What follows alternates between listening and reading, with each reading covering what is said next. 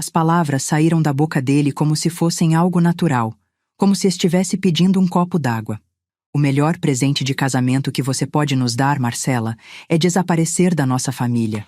Eu estava segurando uma taça de champanhe, a mesma taça que ele tinha acabado de brindar comigo minutos antes, sorrindo aquele sorriso perfeito que conquistou minha filha. A taça tremeu na minha mão. Não caiu. Eu não deixei cair. Antes de continuar, me conta nos comentários de qual cidade você está acompanhando essa história e se já passou por algo parecido com alguém que parecia perfeito demais para ser verdade. E não esquece de se inscrever no canal para não perder histórias como essa. Eram 22 horas de uma sexta-feira e estávamos no terraço do restaurante mais caro da cidade, onde tinha acabado o jantar de ensaio do casamento da minha única filha, Sofia. As luzes da cidade piscavam lá embaixo como se nada estivesse errado, como se meu mundo não tivesse acabado de rachar ao meio. Bruno Henrique Silva, o homem que minha filha ia se casar dali a menos de 24 horas, estava a menos de 1 metro de mim, com as mãos nos bolsos da calça social impecável, esperando minha resposta como se tivesse acabado de comentar sobre o clima. Como é que é? Minha voz saiu mais firme do que eu esperava. Mais firme do que eu me sentia. Ele deu aquele sorriso de canto de boca, aquele que eu tinha aprendido a odiar nos últimos 6 meses, desde que comecei a investigá-lo secretamente. Você me ouviu perfeitamente, Marcela. Sofia não precisa de você mais.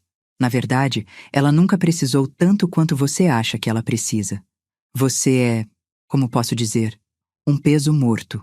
Um lembrete constante do passado que ela quer deixar para trás. Senti meu estômago revirar. Sofia disse isso? Sofia me disse várias coisas sobre você. Ele se aproximou, baixando a voz, como se estivesse compartilhando um segredo íntimo. Ela disse que você é sufocante, que não consegue aceitar que ela cresceu, que está na hora de você encontrar sua própria vida e parar de viver através dela. Mentira. Eu sabia que era mentira. Tinha que ser mentira. Sofia e eu éramos próximas, sempre fomos. Desde que o pai dela morreu quando ela tinha apenas 15 anos, nós duas nos tornamos uma equipe. Eu trabalhei 2 empregos para dar a ela a melhor educação, para nunca faltar nada. Ela me ligava todos os dias, me mandava mensagens, compartilhava suas alegrias e suas angústias. Até conhecer Bruno. Ela não diria isso, sussurrei, mais para mim mesma do que para ele. Não diria? Bruno riu, um som baixo e cruel. Então por que você acha que ela concordou em se mudar para o apartamento que vamos ganhar de você? Longe daqui, longe de você. Foi ideia dela, Marcela. Ela precisa de espaço. Nós precisamos de espaço. O apartamento. O maldito apartamento na praia que eu tinha comprado como presente de casamento. 350 mil reais que eu tinha economizado durante anos, vendendo a casa onde Sofia cresceu, onde o Roberto e eu construímos nossa vida. Tudo para dar a ela um começo melhor do que o nosso. E ela te mandou aqui me dizer isso? Minha voz estava começando a tremer. Na véspera do casamento dela? Ela não teve coragem. Bruno deu de ombros, como se estivesse falando sobre alguém que não conseguiu matar uma barata. Sabe como ela é? Sensível demais. Então, eu me ofereci para ter essa conversa difícil. Homem para mulher. Adulto para adulto. Adulto para adulto. Ele tinha 28 anos. Minha filha tinha 25. E ele estava ali, me tratando como se eu fosse uma criança problemática que precisava ser dispensada. Você quer que eu não vá ao casamento? As palavras saíram devagar, testando o peso de cada uma.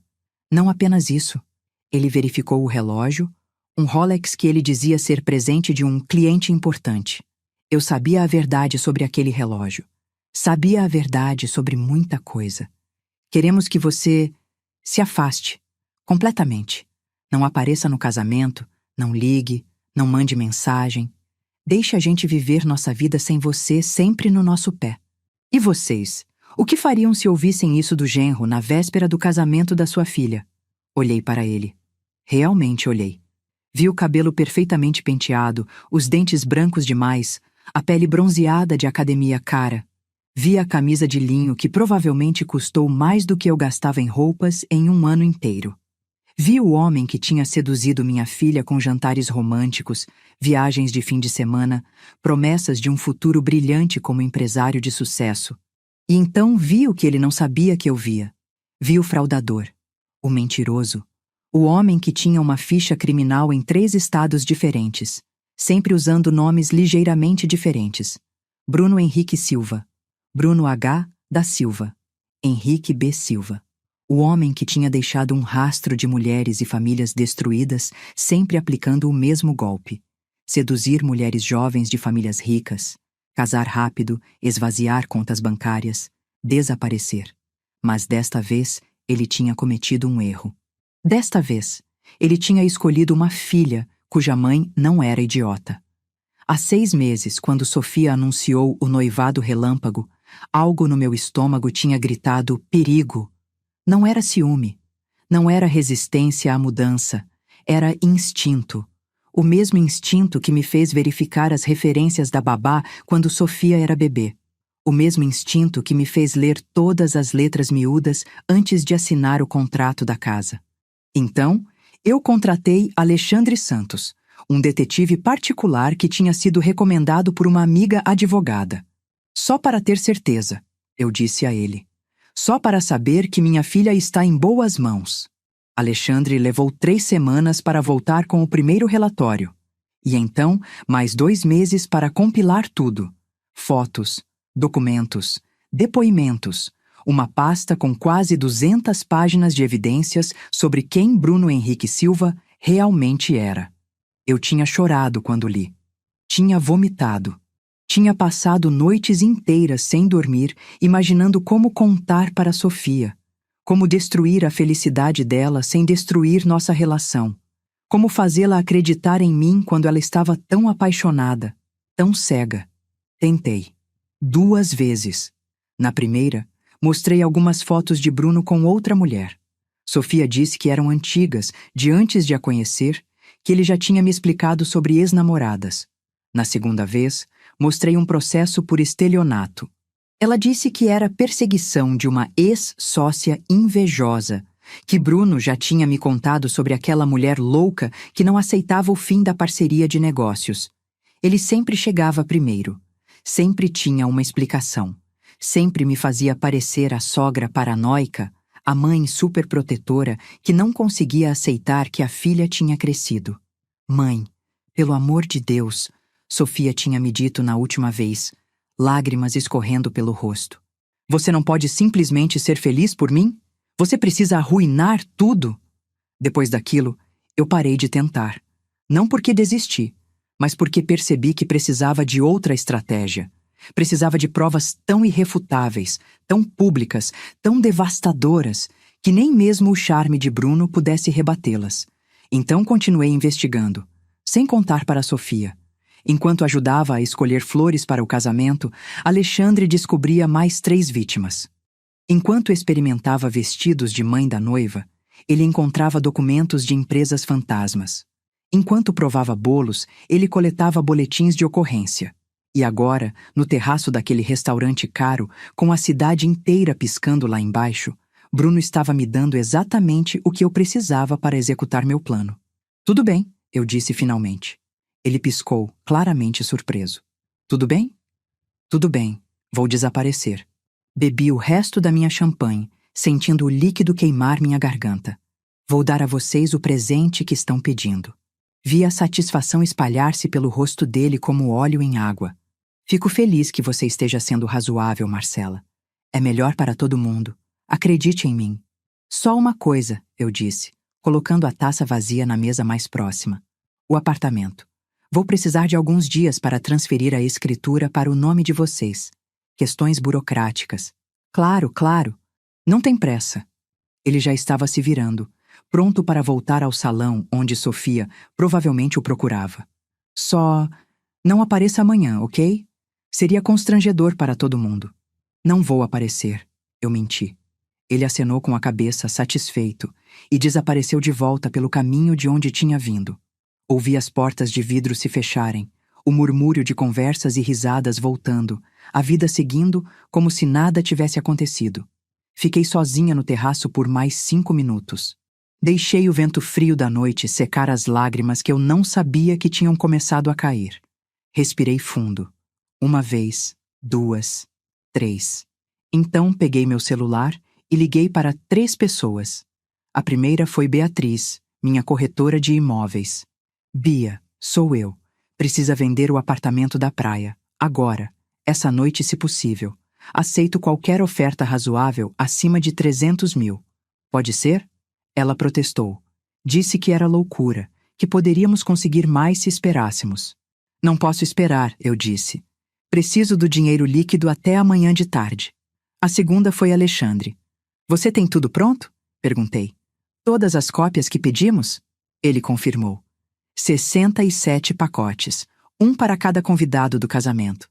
Perfeito, eu disse. Preciso que você os coloque no salão de festas amanhã, antes da cerimônia. Vão ser os presentes para os convidados. A terceira foi para minha impressora favorita, aquela que fazia trabalhos de última hora. Cristina, preciso de um serviço urgente. Quando voltei para dentro do restaurante, Sofia veio correndo até mim, preocupação estampada no rosto lindo que era tão parecido com o do pai dela. Mãe, onde você estava? O Bruno disse que você não estava se sentindo bem. Segurei o rosto dela entre minhas mãos. Memorizei cada detalhe. Os olhos castanhos brilhantes, as sardas no nariz, o sorriso que iluminava o mundo inteiro. Minha menina, minha Sofia. Estou ótima, meu amor, eu disse, beijando sua testa. Só precisava de um pouco de ar fresco. Você sabe como eu fico emotiva com essas coisas. Eu sei. Ela me abraçou forte e eu senti meu coração partir um pouquinho mais. Mãe, eu te amo tanto. Você sabe disso, né? Nada vai mudar isso. Nem o casamento, nem a mudança para o apartamento. Você sempre vai ser minha mãe. Eu sei, querida. Segurei-a mais apertado. E você sempre vai ser minha filha. Por cima do ombro dela, vi Bruno nos observando do outro lado do salão. Ele levantou a taça para mim, aquele maldito sorriso superior no rosto. Achando que tinha vencido. Achando que eu era só mais uma mulher velha e fraca que ele podia manipular e descartar. Ele não tinha ideia. Sorri de volta. Um sorriso que ele interpretou como submissão. Um sorriso que era, na verdade, uma promessa. Amanhã, no casamento dele, na frente de todos os amigos e familiares dele, na frente de todas as pessoas que ele tinha impressionado e enganado, eu ia dar a ele exatamente o que ele tinha pedido. Eu ia desaparecer. Mas não antes de destruir completamente a vida dele. Cheguei em casa perto da meia-noite. A casa estava silenciosa, vazia. Depois de vender a casa onde Sofia cresceu, eu tinha alugado esse apartamento pequeno, temporário, até ela e Bruno se casarem e eu decidir o que fazer com minha vida. Agora, olhava para as caixas ainda pela metade, as fotos ainda apoiadas contra as paredes, esperando para serem penduradas, e percebi que tinha sabido, no fundo, que isso ia acontecer. Liguei meu computador e abri a pasta que Alexandre tinha me enviado por e-mail criptografado. Operação Envelope. Eu tinha chamado meio de brincadeira, quando planejamos isso há 2 semanas, depois que ele me mostrou as últimas evidências. Você tem certeza sobre isso, Marcela? Alexandre tinha perguntado, sua voz cheia de preocupação. Uma vez que você fizer isso, não tem volta. Vai doer muito. Para você, para Sofia, para todos. Já está doendo, eu tinha respondido. Pelo menos assim, vai doer por uma razão. Agora, sentada na frente do computador, com os dedos sobre o teclado, eu respirei fundo. Era isso. Ainda podia parar. Ainda podia deixar o casamento acontecer, deixar Sofia descobrir a verdade do jeito mais difícil, depois que ele esvaziasse a conta dela, depois que ele desaparecesse com tudo. Ou podia ser a vilã. Podia ser a mãe que arruinou o casamento da filha. Podia carregar esse peso pelo resto da vida. Mas pelo menos minha filha estaria segura. Comecei a digitar. Queridos convidados, o documento começava. Obrigada por celebrarem conosco neste dia especial. Como lembrança desta ocasião, preparei um presente diferente para cada um de vocês. Passei a noite toda acordada. Não por escolha, mas porque meu corpo simplesmente não me deixava dormir. Cada vez que fechava os olhos, via o rosto de Sofia amanhã. Via a dor, via a confusão, Via o momento exato em que ela perceberia quem Bruno realmente era. Às 3 da manhã, Beatriz me ligou. Consegui, ela disse, a voz cansada, mas animada. 320 mil, à vista. O comprador é um investidor que estava procurando algo exatamente naquela região. Ele nem quis ver o apartamento pessoalmente. Quer fechar tudo por documentos. Pode assinar os papéis amanhã às 7 da manhã? Posso, eu disse. Obrigada, Bia. Você não tem ideia do quanto isso significa. Marcela, ela hesitou. Você tem certeza? Esse apartamento, você economizou tanto tempo para ele, para sua filha. E é exatamente por isso que estou vendendo, respondi. Depois que desliguei, voltei ao computador. Os documentos já estavam todos impressos, empilhados ao meu lado como evidências de um crime que ainda não tinha sido cometido. Ou talvez já tivesse. Dependia de como você olhava. Primeira vítima, Juliana Rodrigues, 23 anos. Bruno a conheceu 2 anos atrás em Florianópolis, se apresentando como Bruno H. da Silva, empresário do ramo de tecnologia. Noivaram em 3 meses. Ela emprestou a ele 140 mil reais para expandir o negócio. Ele desapareceu 1 semana depois. Boletim de ocorrência número 2847-2023. Foto dela no documento, olhos vermelhos de tanto chorar. Segunda vítima, Camila e Rodrigo Farias, um casal de Curitiba. Bruno os convenceu a investir 200 mil reais em uma startup de aplicativos. A empresa nunca existiu. Processo Civil, número 58892-2023. Eles perderam as economias de 10 anos. Terceira vítima, Marina Costa, 27 anos. Conheceu Bruno em um cruzeiro. Ele disse que era viúvo, que a esposa tinha morrido de câncer. Marina, comovida, apresentou ele para a família rica. 3 meses depois, joias da avó dela, avaliadas em 80 mil reais, desapareceram. Ele também. Boletim de ocorrência número 1523-2024. E assim ia. Página após página. Rosto após rosto. História após história. 17 vítimas identificadas. Mais de R$1 milhão roubados. E essas eram apenas as que Alexandre conseguiu encontrar. Cada envelope teria uma cópia de tudo. 67 envelopes. 67 pessoas olhando para a mesma verdade ao mesmo tempo. 67 testemunhas. Impossível de negar. Impossível de explicar. Impossível de esconder. Terminei de organizar os últimos documentos quando o sol começou a nascer. Tomei um banho longo, deixando a água quente lavar o cansaço dos ossos, mas não a determinação.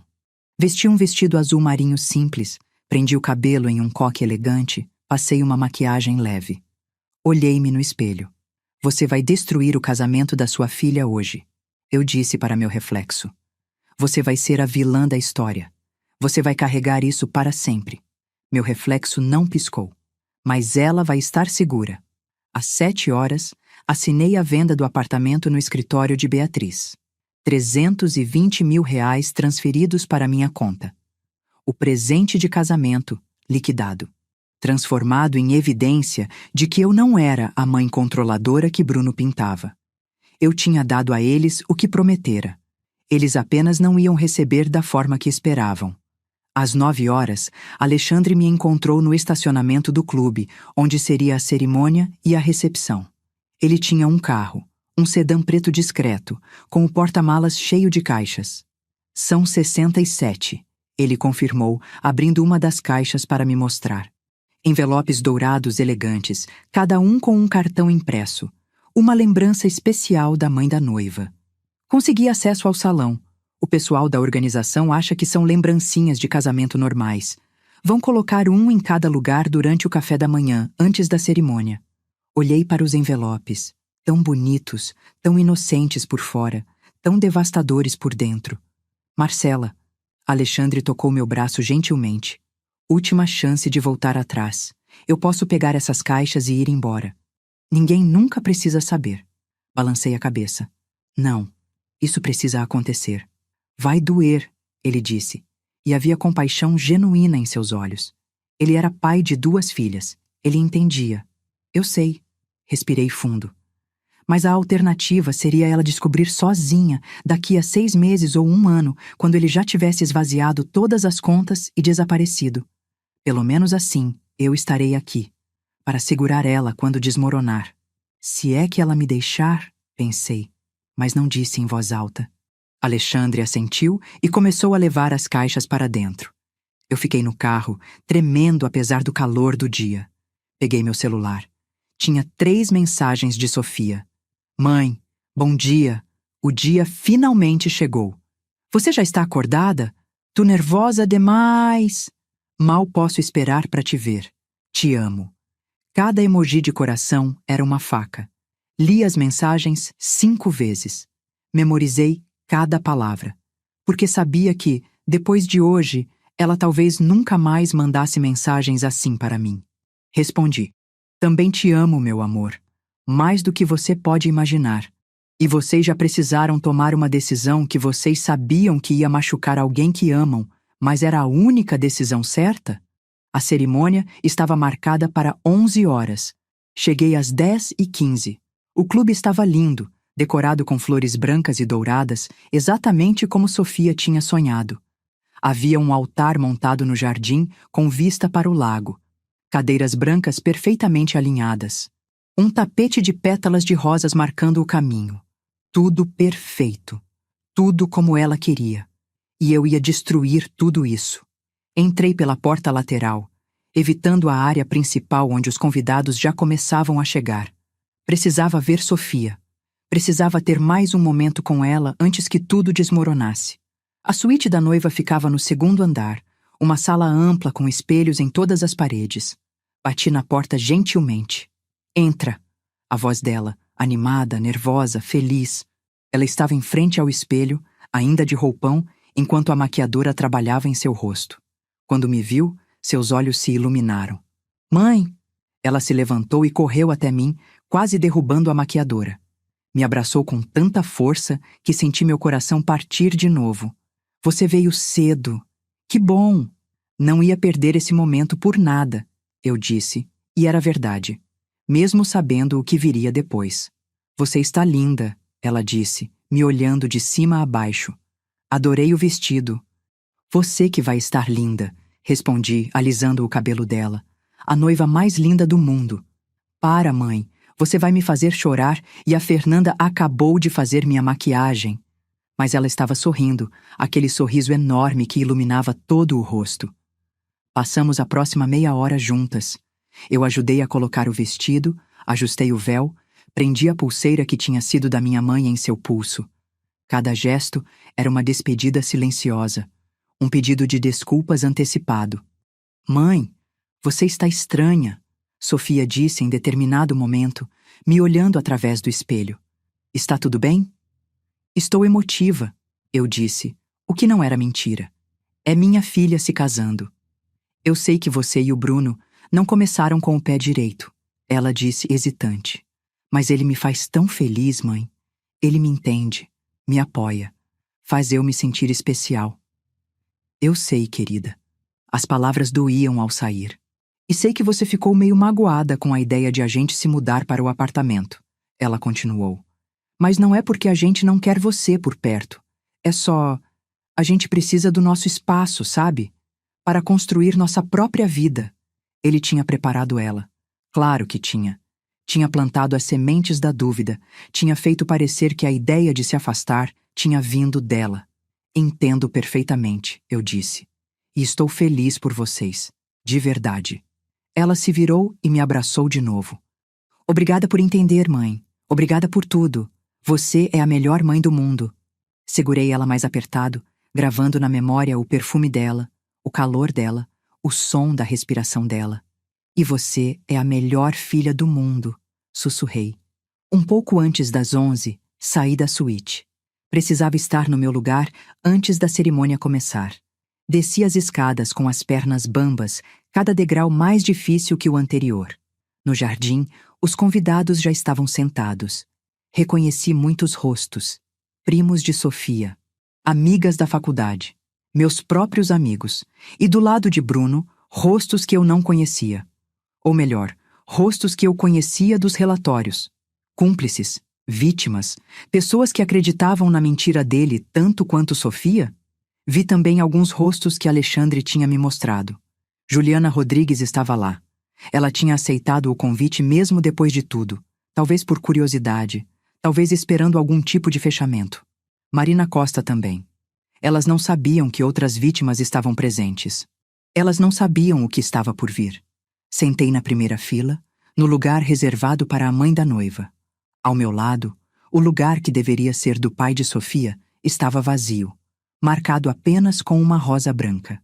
Roberto deveria estar aqui. Roberto saberia o que fazer. Roberto me diria se eu estava certa ou completamente louca. Mas Roberto estava morto há 10 anos, e eu estava sozinha nessa. A música começou. Todo mundo se levantou. Vi Sofia aparecer no fim do tapete de pétalas, radiante em seu vestido branco, segurando o buquê com as 2 mãos. Sozinha, porque não tinha ninguém para entregá-la. Ela tinha me pedido para fazer isso, mas eu tinha recusado, dizendo que queria vê-la caminhar independente, forte, dona de si. A verdade é que eu não conseguiria. Não conseguiria entregá-la para Bruno sabendo o que ele era. Ela caminhou devagar, sorrindo para todos. Quando passou por mim, nossos olhos se encontraram. Ela piscou, aquele piscadinha cúmplice que sempre fazíamos uma para a outra. Meu último momento como a mãe amada, antes de me tornar a mãe que arruinou tudo. A cerimônia foi linda. Curta como ela queria. Votos simples, mas emocionantes. Bruno disse todas as coisas certas, olhou para ela com toda a adoração falsa do mundo. Sofia chorou de felicidade. Eu não chorei. Não podia. Se começasse, não ia parar. Declaro vocês marido e mulher. Pode beijar a noiva. O beijo. Os aplausos. A felicidade dela. O sorriso triunfante dele quando olhou para mim por cima da cabeça dela, como se dissesse: vencemos. Ela é minha agora. Mas era só o começo. A cerimônia era só o prólogo. A verdadeira história começaria daqui a pouco, na recepção. Os convidados se moveram para o salão interno, onde o almoço seria servido. Um salão enorme, com mesas redondas elegantemente arrumadas. E em cada lugar, um envelope dourado esperando. Que lindo! Ouvi alguém comentar. Que lembrancinhas chiques! Ainda não abram, o mestre de cerimônias anunciou rindo. A mãe da noiva pediu que todos abrissem juntos, depois do brinde. Sofia veio até mim, ainda radiante. Mãe, você preparou lembrancinhas? Não precisava. Queria fazer algo especial, eu disse, e cada palavra pesava 1 tonelada. Você é incrível. Ela me beijou a bochecha. Vem, vamos sentar, estou morrendo de fome. A mesa principal estava em um palco pequeno, elevada. Sofia e Bruno no centro, os padrinhos dos lados. Eu estava na mesa logo abaixo, junto com outros familiares próximos. Posição perfeita para ver tudo o que estava prestes a acontecer. O almoço foi servido. Comida deliciosa que tinha gosto de cinzas na minha boca. Conversas alegres ao meu redor que soavam como ruído branco. Bruno fez um brinde. Sofia fez um brinde. Todos riram e bateram palmas. E então, finalmente, o momento. O mestre de cerimônias pegou o microfone. E agora, temos uma surpresa especial. A mãe da noiva, Marcela, preparou um presente único para todos os convidados. Marcela, quer dizer algumas palavras? Não tinha planejado dizer nada, mas de repente senti que precisava. Levantei-me, pernas trêmulas, e peguei o microfone. Sofia, comecei, e minha voz ecoou pelo salão silencioso. Minha filha, desde o dia em que você nasceu, tudo o que fiz foi pensando no seu bem-estar, na sua felicidade, na sua segurança. Ela sorriu para mim, olhos brilhando. Às vezes, continuei, ser mãe significa fazer escolhas difíceis. Significa fazer coisas que vão te machucar, mas são coisas necessárias. Vi a confusão começar a aparecer no rosto dela. Os envelopes na frente de vocês, eu disse para o salão, contêm informações importantes. Informações que todos merecem saber. Por favor, abram agora. O som de 67 envelopes sendo abertos ao mesmo tempo foi como um trovão suave, seguido de silêncio. Um silêncio tão profundo que eu conseguia ouvir meu próprio coração batendo. E então, o caos. O primeiro grito veio de uma mulher que eu não conhecia, sentada 3 mesas à minha direita. Você roubou da minha irmã! Ela estava de pé, o envelope amassado na mão trêmula, apontando para Bruno. 80 mil reais. Você disse que ia investir em um restaurante. Antes que alguém pudesse processar, outro homem se levantou. Eu também. Você me deve 120 mil. Sua voz estava quebrada, décadas de raiva concentradas naquelas palavras. Minha empresa faliu por sua causa. E então, foi como domínio. Um por um, pessoas começaram a se levantar, vozes se sobrepondo. Cada uma contando uma história diferente, mas todas com o mesmo final. Bruno Henrique Silva tinha roubado deles. Tinha mentido. Tinha destruído suas vidas. Vi Juliana Rodrigues, a primeira vítima que eu tinha documentado, levantar-se com lágrimas escorrendo pelo rosto. Você disse que me amava, ela gritou, a voz rasgando o ar. Você disse que ia se casar comigo. E então desapareceu com todo o dinheiro que minha avó tinha me deixado. Bruno estava pálido. Tão pálido que parecia que ia desmaiar. Ele olhou ao redor do salão, procurando uma saída, uma explicação, qualquer coisa. Seus olhos encontraram os meus, e vi o momento exato em que ele entendeu. O momento em que percebeu que tinha sido eu, que tinha me subestimado completamente. Isso é mentira! Ele gritou, levantando-se tão rápido que derrubou a cadeira atrás dele. São tudo mentiras! Essa mulher... Ele apontou para mim com um dedo acusador. É louca! Ela inventou tudo isso porque não aceita que eu casei com a filha dela. Mas ninguém estava olhando para mim. Todos estavam olhando para os documentos nas mãos.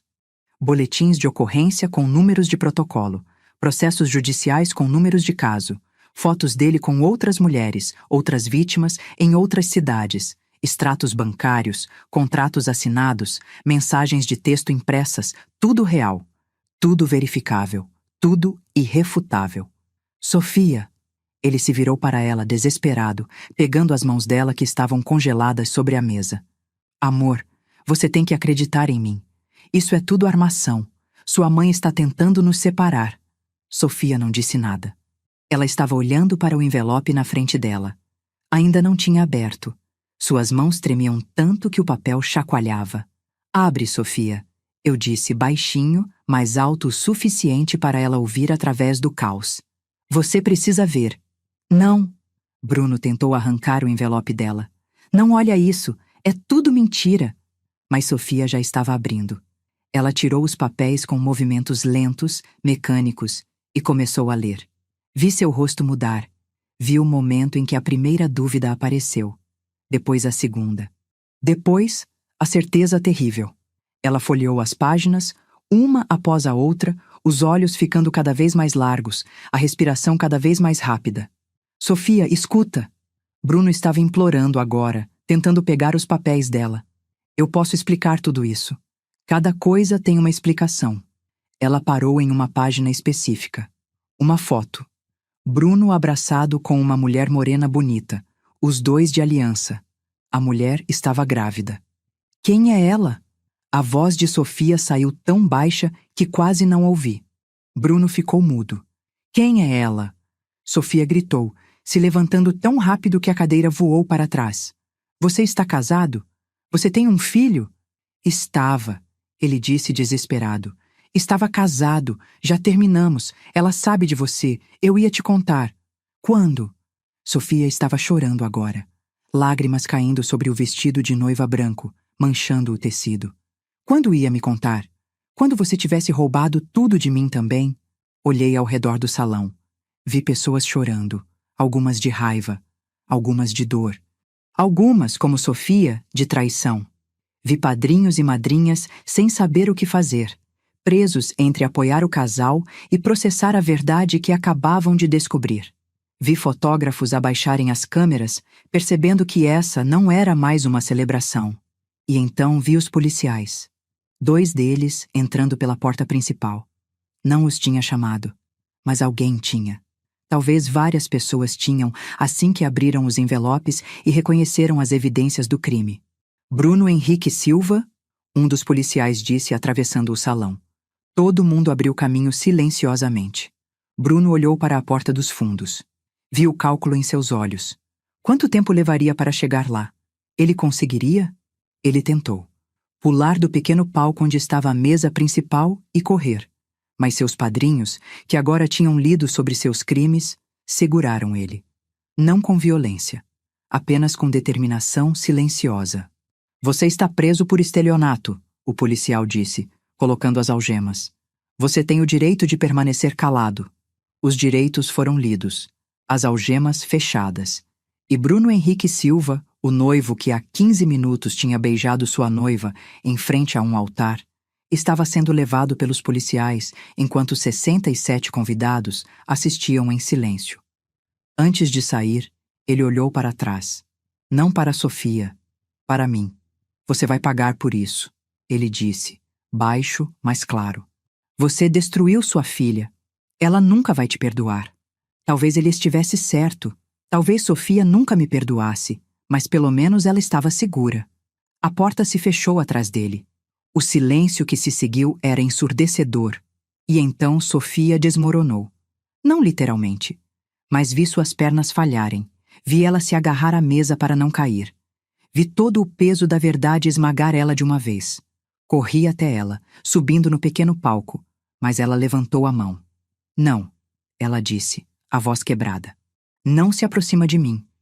Sofia, querida, você sabia. Não era uma pergunta, era uma acusação. Você sabia tudo isso e não me contou. Tentei te contar, eu disse desesperada, várias vezes, mas você não acreditou em mim. Então você decidiu fazer isso? Ela apontou para o salão, para os convidados ainda em choque, para os envelopes espalhados pelas mesas. Destruir meu casamento em frente a todo mundo? Não tinha outra opção. Minha voz saiu mais alta do que pretendia. Ele ia te destruir, Sofia. Ia esvaziar sua conta bancária e desaparecer. Pelo menos assim você descobriu antes de ser tarde demais. Tarde demais? Ela riu, um som amargo e quebrado. Tarde demais, eu casei com ele, na frente de todos, eu fiz votos, e agora todo mundo. Ela olhou ao redor do salão. Todo mundo sabe que eu fui idiota o suficiente para não ver quem ele realmente era. Você não é idiota, eu disse, tentando alcançar ela de novo. Ele era bom no que fazia. Ele enganou dezenas de pessoas. Você não tinha como saber. Mas você sabia? Ela estava gritando agora. Você sabia há 6 meses. Você me deixou planejar esse casamento, comprar esse vestido, convidar todas essas pessoas, sabendo que ia fazer isso.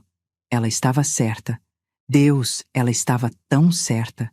Eu tinha deixado ela continuar planejando, sonhando, se apaixonando cada vez mais, sabendo que ia terminar exatamente assim. Eu sinto muito, sussurrei. Eu sinto tanto, Sofia. Sai daqui. Ela se virou, me dando as costas. Vá embora, não quero ver você. Sofia, por favor, embora! Ela gritou tão alto que sua voz ecoou pelas paredes. Você conseguiu o que queria. Ele se foi, agora você também vai. Senti meu coração se partir definitivamente. Mas fiz o que ela pediu. Me virei e comecei a descer do palco. Cada passo era mais pesado que o anterior. Parei na saída e olhei para trás uma última vez. Sofia estava de pé no meio do palco vazio, sozinha em seu vestido de noiva, cercada de flores e decorações de um casamento que tinha acabado antes de começar. Lágrimas manchando a maquiagem perfeita. Buquê caído no chão. Minha filha. Minha Sofia, a pessoa que eu mais amava no mundo. E ela tinha me pedido para ir embora. Saí do clube e não olhei para trás de novo. Sentei no meu carro no estacionamento por quanto tempo? Não sei. Podiam ter sido minutos ou horas. Chorei até não ter mais lágrimas. Até minha garganta doer. Até meus olhos ficarem inchados demais para enxergar direito. Meu celular tocou. Alexandre. Vi as notícias. Ele disse gentil. Está tudo bem? Não, respondi honestamente. Acho que nunca vai estar tudo bem de novo. Você fez a coisa certa, Marcela. Será? Minha voz estava rouca. Porque não parece. Parece que acabei de perder minha filha para salvar ela de um homem que agora está preso. Valeu a pena? Alexandre ficou em silêncio por um momento. Você salvou ela de algo muito pior. Um dia, quando a dor passar, ela vai entender isso. E se não entender? Perguntei. E se ela nunca me perdoar? Então você vai ter que viver com isso, ele disse, e havia uma gentileza brutal em sua honestidade. Mas pelo menos ela vai estar viva e segura para te odiar. A alternativa seria ela estar destruída financeiramente e emocionalmente, sem ter você para culpar porque você não teria feito nada. Ele estava certo. Eu sabia que ele estava certo. Mas não tornava a dor menor. Desliguei e olhei de novo para o clube. Convidados começavam a sair, em pequenos grupos, conversando em voz baixa. Alguns me viram no carro e desviaram o olhar. Outros acenaram com simpatia. Alguns vieram até mim. Uma mulher de uns 30 anos bateu na minha janela. Abri. Você é a mãe da noiva, ela disse. Não era uma pergunta. Sou. Meu nome é Carla. Bruno me roubou R$ 70.000 há 2 anos. Eu estava no envelope. Eu estava lá no salão. Lágrimas escorriam pelo rosto dela. Obrigada. Obrigada por fazer o que a polícia não conseguiu fazer. Por expor ele. Por garantir que ele não vai fazer isso com mais ninguém. Outras pessoas se aproximaram. Um homem idoso que perdeu as economias da aposentadoria. Uma jovem que quase se casou com Bruno também. Um casal que investiu em uma empresa fantasma. Todos tinham a mesma mensagem. Obrigada. Você nos deu justiça. Você nos deu fechamento. Mas nenhum deles tinha perdido uma filha no processo. Voltei para casa quando o sol começou a se pôr. O apartamento estava ainda mais vazio do que na noite anterior. Liguei a televisão no noticiário. A prisão de Bruno já estava nas notícias. Fraudador preso em próprio casamento após ser exposto pela sogra, o apresentador dizia. Mostravam a foto dele sendo levado pelos policiais. Bruno Henrique Silva, de 28 anos, é suspeito de ter aplicado golpes em pelo menos 17 vítimas, roubando mais de R$ 1 milhão. A prisão aconteceu durante sua recepção de casamento, após a mãe da noiva distribuir envelopes contendo evidências dos crimes para todos os convidados. Desliguei. Não conseguia mais assistir. Meu celular vibrou. Uma mensagem de um número desconhecido. Senhora Marcela, meu nome é Vera Martins. Obtive seu contato através do detetive Alexandre Santos. Preciso muito falar com a senhora sobre Bruno Silva. Por favor, me ligue assim que possível. Olhei para a mensagem por um longo tempo. Quem era Vera Martins? Por que Alexandre tinha dado meu número para ela? Estava prestes a ligar de volta quando outra mensagem chegou. Desta vez de Alexandre. Marcela, a mulher que te mandou mensagem se chama Vera. Ela é mãe de Ana Martins, que está noiva de Tiago Costa. Tiago era parceiro de Bruno. Mesmo esquema, mesma operação. Ana vai cometer o mesmo erro que Sofia quase cometeu. Vera está desesperada. Pensei que você pudesse ajudar. Li a mensagem 3 vezes. Tiago Costa.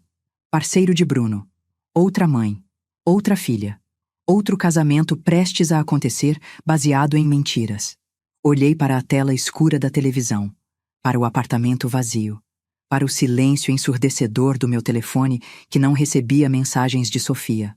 Eu tinha acabado de destruir o casamento da minha própria filha. Tinha acabado de perder a pessoa que eu mais amava.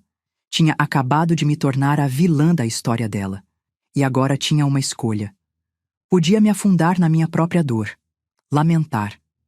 Me perguntar eternamente se tinha feito a coisa certa. Ou podia fazer com que essa dor valesse alguma coisa. Disquei o número de Vera Martins. Ela atendeu no primeiro toque. Alô? Vera, eu disse, minha voz ainda rouca de tanto chorar. Meu nome é Marcela Oliveira. Ouvi dizer que você precisa de ajuda. E vocês fariam de novo? Se pudessem voltar atrás, mudariam alguma coisa? Ou fariam exatamente o mesmo, mesmo sabendo o quanto ia doer? Nos dias seguintes, mergulhei na investigação sobre Tiago Costa e Ana Martins. Era mais fácil focar na dor de outra pessoa do que na minha própria. Mais fácil tentar salvar outra filha do que processar que talvez tivesse perdido a minha.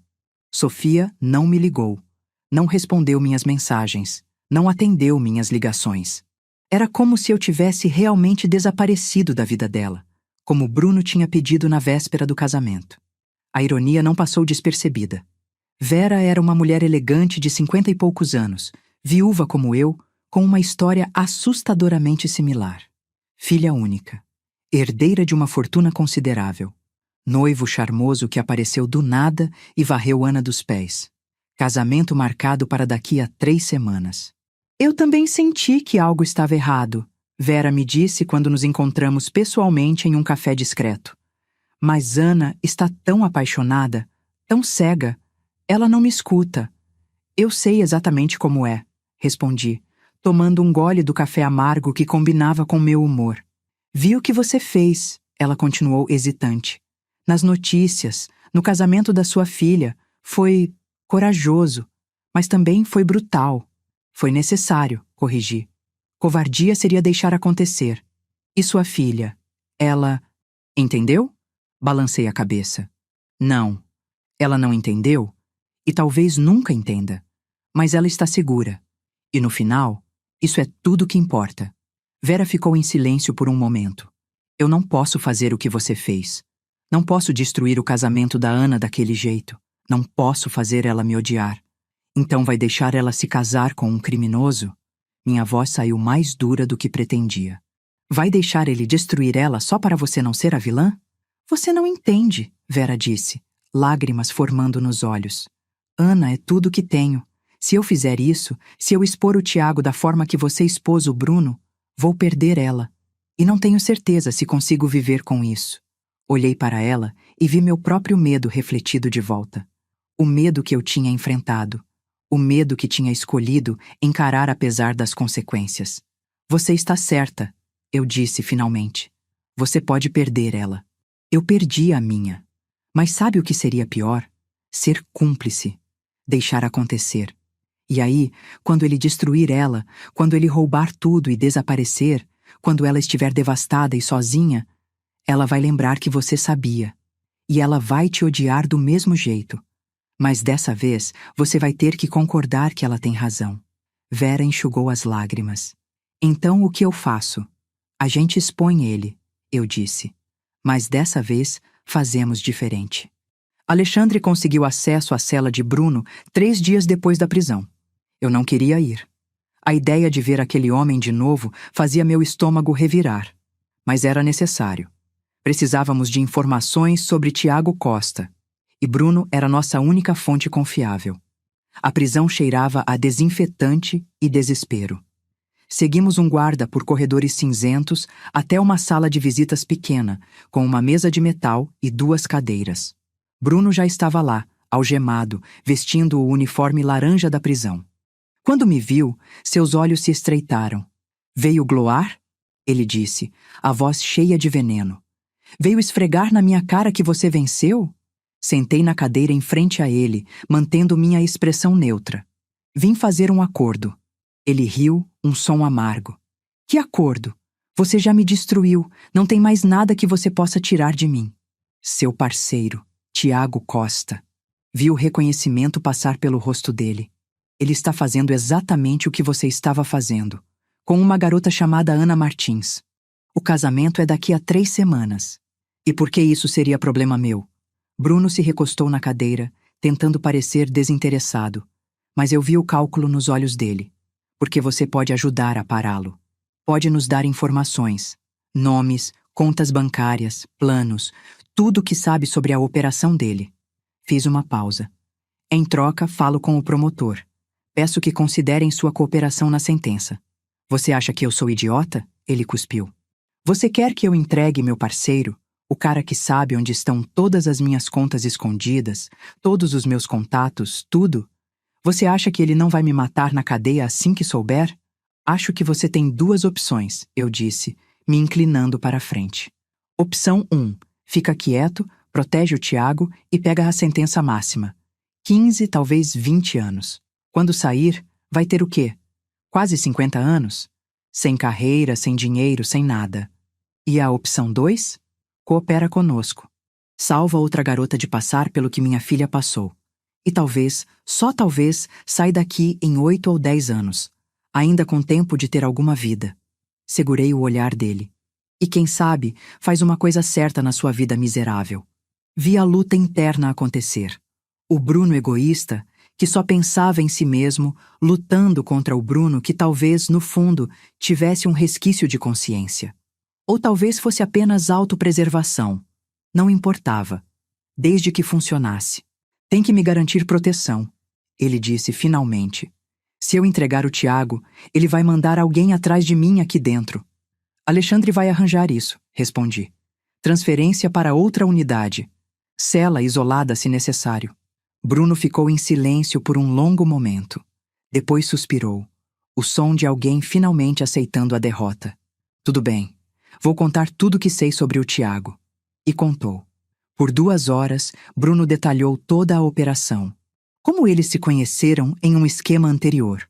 Como dividiam informações sobre alvos potenciais, mulheres jovens de famílias ricas, preferencialmente com pais mortos ou ausentes. Como estudavam suas vítimas por meses antes de fazer o primeiro contato. Como criavam personas falsas, histórias elaboradas, até documentos falsos. A Ana, Bruno disse em certo ponto, foi o Tiago quem encontrou. Filha única, mãe viúva, herança de mais de 5 milhões. Ele está trabalhando nela há 1 ano. O casamento é só o fim do jogo. E depois do casamento? Depois ele tem acesso às contas dela. Vai começar a transferir dinheiro aos poucos, dizendo que são investimentos. Em 6 meses, quando já tiver tirado pelo menos metade, ele vai desaparecer. Provavelmente vai fingir que morreu. Acidente de carro, alguma coisa assim. O corpo nunca é encontrado. E a Ana fica com dívidas que ele criou em nome dela e sem metade da herança. Meu estômago revirou.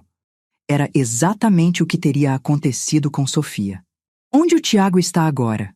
Alexandre perguntou, fazendo anotações. Provavelmente com a Ana. Ele se mudou para o apartamento dela há 3 meses. Disse a ela que tinha vendido o dele para investir no negócio deles. Bruno riu amargamente. Ele nunca teve apartamento. Tudo mentira. Saímos da prisão com uma pasta cheia de informações. Nomes, números de contas, endereços.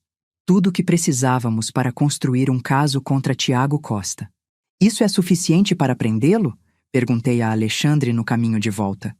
Para prender? Talvez. Para convencer uma noiva apaixonada? Ele balançou a cabeça. Isso vai ser mais difícil. Ele estava certo. Quando Vera tentou mostrar as evidências para Ana, a reação foi exatamente o que eu tinha esperado. Negação. Raiva. Acusações de que a mãe estava tentando sabotar sua felicidade. É igualzinho. Vera me disse pelo telefone, chorando. Ela não acredita em nada. Diz que são mentiras, que alguém está tentando prejudicar o Tiago. Ela está me cortando da vida dela, Marcela, assim como Sofia te cortou. Sentei na minha cama, olhando para a foto de Sofia na minha mesa de cabeceira. 3 semanas desde o casamento desastroso. 3 semanas sem falar com minha filha. 3 semanas da pior dor que já senti na vida. Vera, eu disse, limpando minhas próprias lágrimas. Não podemos desistir. Se não fizermos nada, o Tiago vai destruir a Ana. E aí, você nunca vai se perdoar. Mas o que a gente faz? Ela não me escuta. Pensei por um longo momento. Lembrei do casamento, dos envelopes, do impacto de ver a verdade exposta de uma vez, de forma irrefutável, na frente de testemunhas. Mas também lembrei da dor de Sofia, do ódio nos olhos dela, da forma como tinha me pedido para ir embora. Não podia fazer o mesmo com Ana. Tinha que haver outra maneira. Precisamos fazer a Ana ver a verdade por ela mesma, eu disse lentamente, a ideia se formando enquanto falava. Não podemos simplesmente contar. Ela precisa descobrir sozinha, precisa confrontá-lo e ouvir as mentiras dela própria boca. Como? Organizamos um jantar. Você, eu, Ana e Tiago. Dizemos que é para você finalmente aceitar o relacionamento, fazer as pazes antes do casamento. Minha mente estava correndo agora. Mas nós gravamos tudo. E durante o jantar, fazemos as perguntas certas. Perguntas que ele não vai conseguir responder sem mentir.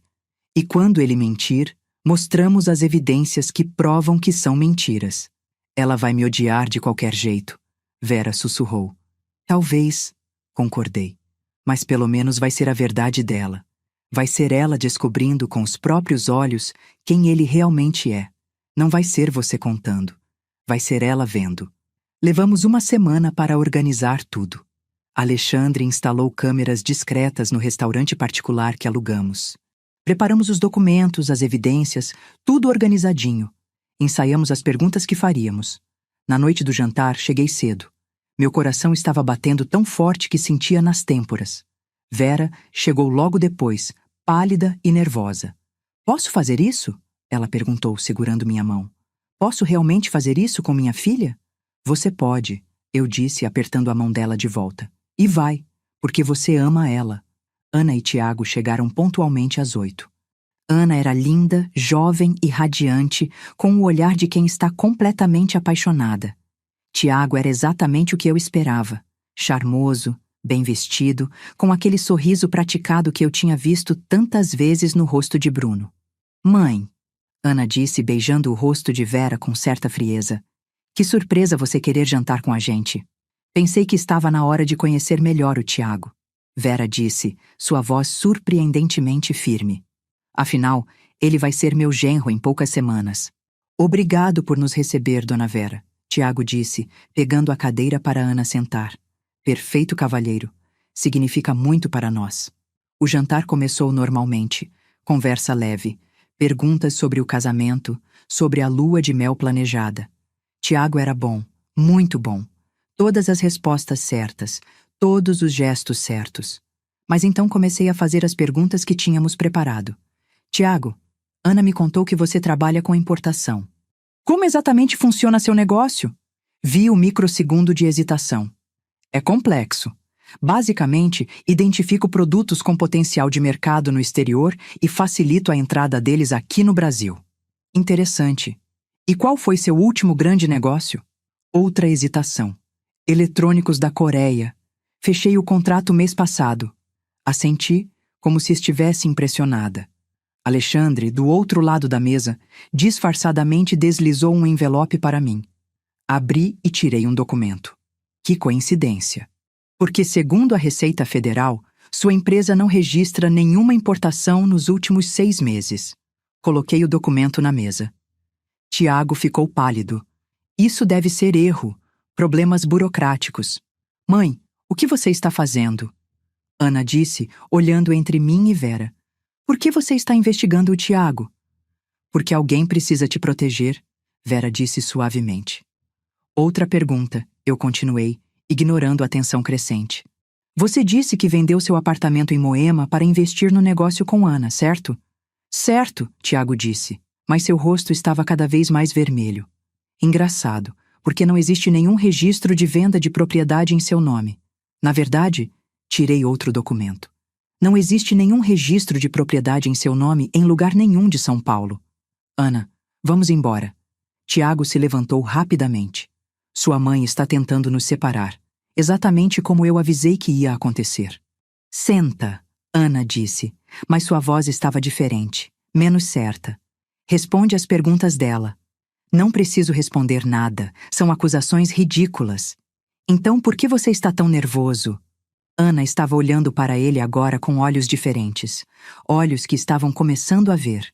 Responde, Tiago. Onde você morava antes de se mudar para o meu apartamento? Era um apartamento alugado. Não deixei rastro porque não gostava do proprietário. Mentira, Alexandre disse, colocando mais documentos na mesa. Você morava com uma mulher chamada Patrícia Mendes, que também era sua noiva, que também você roubou, R$ 190 mil para ser exato. A mesa ficou em silêncio. Ana pegou os documentos com mãos trêmulas. Fotos de Tiago com outra mulher, boletins de ocorrência, processos. Ana, amor, escuta. Quantas? Ana perguntou, a voz estranhamente calma. Quantas mulheres você enganou? Nenhuma. Essas mulheres são loucas. Elas... Quantas? Ana gritou. E todo o restaurante ficou em silêncio. Tiago olhou ao redor, percebendo que estava encurralado, que não tinha saída. Vi o momento exato em que ele decidiu abandonar a farsa. Você sabe o que é? Ele disse, sua voz mudando completamente. Sem o charme, sem a gentileza. Puro veneno. Não importa, porque eu já transferi quase R$ 500 mil da sua conta nos últimos 3 meses. E você, sua idiota apaixonada, assinou todos os papéis sem nem ler. Ana ficou branca. O quê? Os investimentos que te pedi para assinar eram transferências para contas offshore, dinheiro que você nunca mais vai ver. Ele deu aquele sorriso cruel. Obrigado por tudo, Ana. Foi um prazer fazer negócios com você. Ele se levantou e começou a andar em direção à porta. Alexandre se levantou também, bloqueando o caminho. Você vai querer sair pela porta da frente, Alexandre disse calmamente. Onde meus colegas da polícia estão esperando. Ou pela porta dos fundos, onde tem mais policiais. Sua escolha. A prisão de Tiago foi mais silenciosa que a de Bruno. Sem plateia, sem drama, apenas algemas e direitos sendo lidos enquanto Ana assistia, lágrimas silenciosas escorrendo pelo rosto.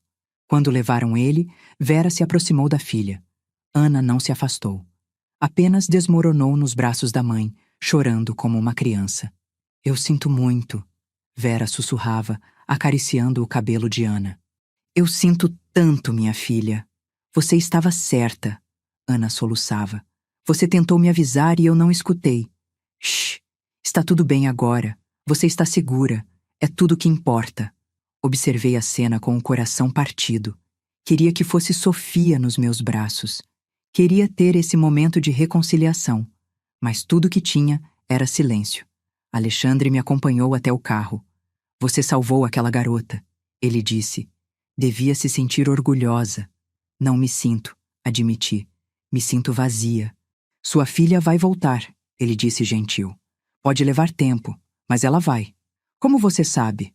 Porque ela é sua filha. E no fundo, ela sabe que você fez a coisa certa. Só que ele estava errado. Sofia não voltou. Não naquele dia, nem no seguinte, nem na semana depois. 1 mês se passou. Depois, 2. Eu mandava mensagens ocasionais. Bom dia. Está tudo bem? Estou aqui se precisar de mim. Nada muito longo, nada muito insistente. Apenas lembretes suaves de que eu ainda existia. Ela nunca respondia. Vera e Ana, por outro lado, ficaram próximas. Ana iniciou o processo para recuperar parte do dinheiro roubado. Vera a apoiou em cada passo. Elas frequentemente me convidavam para almoçar, para conversar, para agradecer por ter salvado a vida de Ana. Era reconfortante. Mas não preenchia o buraco que Sofia tinha deixado. Foi Ana quem teve a ideia da fundação. Você percebe quantas mulheres passam por isso? Ela disse em um dos nossos almoços, 3 meses após sua quase tragédia. Quantas são enganadas, roubadas, manipuladas, e ninguém fala sobre isso, ninguém ajuda. É verdade, Vera concordou. Se não fosse por você, Marcela, eu teria perdido minha filha para aquele monstro. E Sofia pagou o preço por isso, eu disse baixinho. Então faz valer a pena, Ana disse, pegando minha mão. Transforma essa dor em algo bom. Ajuda outras mães. Outras filhas. Cria algo que pode impedir que isso aconteça com mais pessoas. E foi assim que nasceu a Fundação Recomeçar. Usamos o dinheiro recuperado de Tiago. Ele tinha deixado rastros que foram relativamente fáceis de seguir quando cooperou em troca de redução de sentença. E parte das minhas economias. Alugamos um pequeno escritório. Contratamos psicólogos, advogados, investigadores. A missão era simples: ajudar vítimas de fraude romântica. Oferecer suporte emocional, assistência legal, investigação de suspeitos, tudo gratuito. Em 6 meses, já tínhamos ajudado 23 famílias, exposto 12 fraudadores, salvo milhões de reais. Mas mais importante, salvo vidas, relacionamentos, futuros. Foi quando a história chegou na mídia nacional. Uma reportagem grande sobre nosso trabalho. Entrevistas comigo, com Vera, com Ana, com algumas das famílias que ajudamos. E foi assim que Sofia me encontrou de novo. Era uma quinta-feira à tarde, quando meu telefone tocou. Número desconhecido. Alô? Mãe. A voz dela, depois de meses de silêncio, me fez congelar. Sou eu. Sofia, sussurrei, lágrimas já começando a cair. Minha filha. Vi a reportagem sobre a fundação, sobre você ajudando outras famílias. Ela estava chorando também, eu percebia pela voz. Posso te ver? Claro, quando quiser, onde quiser. Agora, no nosso café, aquele que a gente costumava ir, estou a caminho. 30 minutos depois, estava sentada na mesma cafeteria onde Sofia e eu costumávamos tomar café da manhã aos domingos, antes de tudo acontecer. Ela chegou logo depois, mais magra, com olheiras, mas ainda minha Sofia. Nos abraçamos sem dizer nada, só ficamos ali, segurando uma a outra, chorando, deixando meses de dor e silêncio finalmente saírem. Eu sinto muito, ela disse quando finalmente nos sentamos. Sinto muito por tudo que disse naquele dia, por ter te mandado embora, por ter ficado tanto tempo sem falar com você. Não precisa pedir desculpas, eu disse, segurando as mãos dela. Você estava machucada. Tinha todo o direito de estar com raiva. Mas você estava certa. Ela enxugou os olhos. Sobre tudo. Sobre ele. Se você não tivesse feito o que fez, eu teria perdido tudo. Não só o dinheiro. A mim mesma. Como você está? Perguntei porque era tudo o que importava. Realmente, como você está? Melhor, ela disse, e havia uma força nova em sua voz. Fui para terapia, muito. Tive que processar tudo. A traição, a manipulação, a raiva de mim mesma por ter sido enganada. Mas estou melhor. Ainda tenho pesadelos às vezes, ela admitiu. Sonho que casei com ele de verdade, que ele conseguiu me destruir. E acordo grata, mãe, grata por você ter me salvado, mesmo sabendo que ia doer. Choramos de novo, de alívio, de amor, de tudo que não conseguimos dizer nos meses de silêncio. A fundação, Sofia disse depois de um tempo. Posso ajudar? Quero fazer parte disso. Quero ajudar outras mulheres como eu. Tem certeza? Perguntei. Vai significar revisitar o trauma, ver outras pessoas passando pelo que você passou. Eu sei. Mas também significa transformar essa merda toda em algo bom. Significa que ele não vence. Ela apertou minha mão. Significa que a gente vence. Sofia se juntou à fundação na semana seguinte. Começou como voluntária, conversando com noivas que suspeitavam de seus parceiros, oferecendo perspectiva de alguém que tinha estado lá. Sua história, sua força, sua recuperação inspiravam outras mulheres a serem corajosas, a investigarem, a se protegerem. Em um ano, a Fundação Recomeçar tinha 3 escritórios em diferentes estados, 57 famílias ajudadas, 31 fraudadores expostos e presos. Mas mais importante, 57 famílias que não foram destruídas. 57 mulheres que não perderam tudo. Bruno cumpriu 8 anos e foi solto por bom comportamento. Ouvi dizer que está trabalhando em um call center. Vida simples, sem glamour. Tiago pegou 10 anos. Alguns dos outros criminosos que ajudamos a expor pegaram ainda mais. Sofia conheceu alguém novo. Um homem gentil, simples, que eu investiguei completamente, com a bênção dela, antes que ficassem sérios. Eles estão felizes, cautelosos, mas felizes. Quanto a mim, encontrei propósito na dor. A fundação é minha vida agora. Cada família que ajudamos, cada mulher que salvamos, é uma forma de honrar a dor que Sofia e eu passamos. Uma forma de garantir que não foi em vão. Às vezes ainda me pergunto se fiz a coisa certa naquele dia. Se destruir o casamento de Sofia daquela forma foi a única opção. Se poderia ter feito diferente. Mas então lembro de onde estaríamos se eu não tivesse feito nada. Lembro das 17 vítimas de Bruno. Lembro de Ana quase perdendo tudo. Lembro de todas as famílias que a Fundação salvou desde então.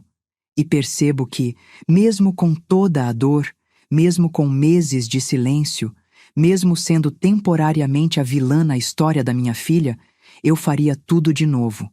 Porque às vezes, amar alguém significa machucá-los para salvá-los.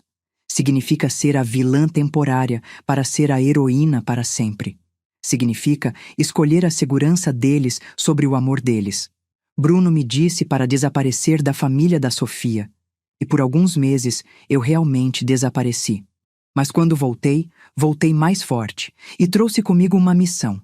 Garantir que nenhuma outra mãe tenha que fazer a escolha impossível que eu fiz. Nenhuma outra filha tenha que descobrir, tarde demais, que o amor da vida dela era uma mentira. Obrigada por chegar até o fim. Se essa história te tocou de alguma forma, curte e compartilha com alguém que precisa ouvir isso. E se você ou alguém que você conhece está passando por algo parecido, um relacionamento que parece bom demais para ser verdade, alguém com histórias que não fecham, um amor que isola você da família, por favor, investigue. Por favor, se proteja. Por favor, escute quando alguém que te ama expressa preocupação.